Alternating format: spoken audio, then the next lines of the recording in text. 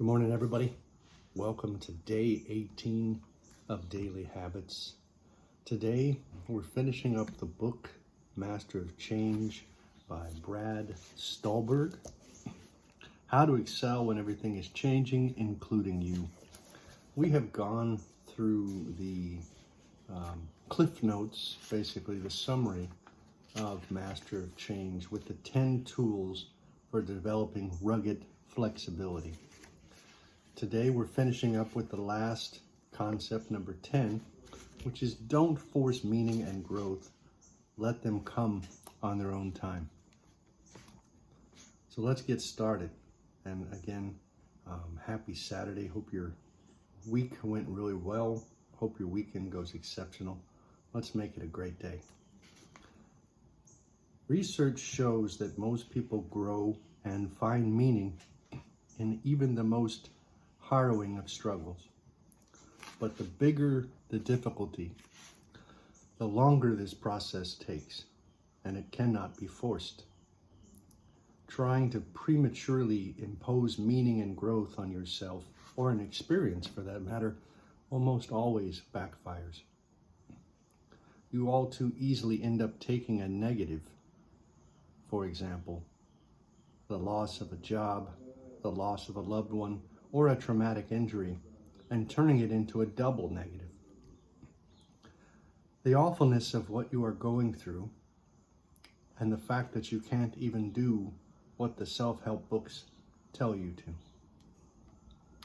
So during life's most significant challenges, the stuff you can't possibly imagine until you find yourself in the thick of it, give your psychological immune system the time and space it needs to marshal an appropriate response. There is no need to place extra pressure on yourself. Simply showing up and getting through is enough. You won't be the same, and not everything will be necessarily okay. But there is a high probability that you'll find at least some meaning and growth, even if that seems impossible when you are in the middle of the hardship itself. So, be kind and patient with yourself, hard as it may be, and do what you can to lean on others for support. We after all are in this together.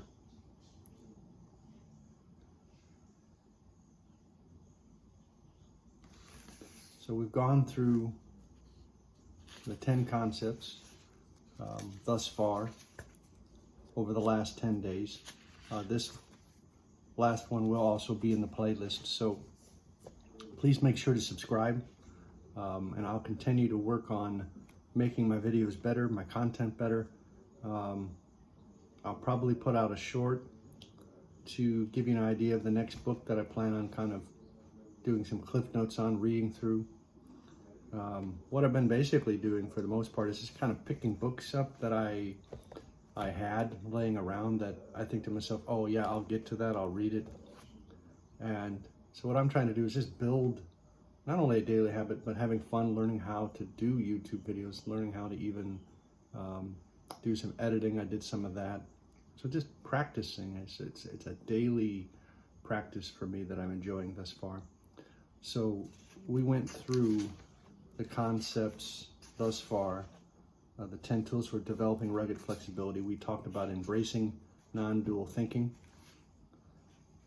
adopting a being orientation, frequently updating your expectations to match reality, practicing tragic optimism while committing to wise hope and taking wise action, actively differentiating and integrating your sense of self. And then, of course, number 6 was view the world with independent and independent lenses. Number 7 was respond to change with the 4 Ps. Number 8 was lean on routines and rituals to provide stability during periods of disorder. Yesterday, number 9 was use behavioral activation. And today, our last day in Master of Change, it's don't force meaning and growth. Let them come on their own time, especially during really, really stressful, tough events. So I hope that you've been enjoying our walk through Brad Stulberg's book. He does have, in the end of his book, he does have some further suggested reading. So I thought that was interesting. So I will just bring them up here real quick, and maybe we'll look into these as well.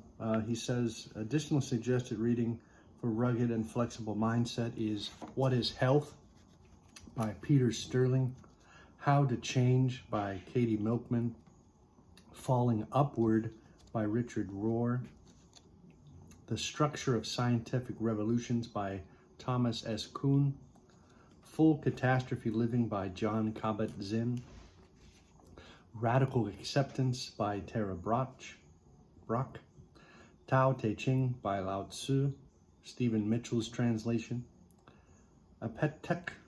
Epictetus, Discourses and Selected Writings, probably said that absolutely wrong, and then Meditations by Marcus Aurelius. So he had quite a few books here actually on the next page as well. So what I'll do is I'll try to put those in the informational section for today, all the additional suggested reading, rather than reading the rest of these, because there's quite a few. So I'll make sure to type that up for everybody in case you're into reading. I know I'm trying to make it a habit, and hopefully you're enjoying the journey. Make sure to subscribe to get more content. I'll keep modifying it. I love suggestions. I love comments. What's working? What's not? Am I loud enough? Am I too loud? Is there music in the background, that's too loud? Things of that nature. Do you like the format? Do you just want to see the book? Like one of those, I just had the book in the image and then I just read it. Would you rather just have me kind of just talking at you with my ugly mug? If you have a chance, just, give me a few comments on that. Either way, I appreciate it as always. It's a learning curve every day in life, step by step. Keep trying things, experimenting, adjust, keep moving forward. Don't give up. Make it a great day. God bless. Hope you have a wonderful Saturday. And we'll see you tomorrow on the other side. Bye-bye.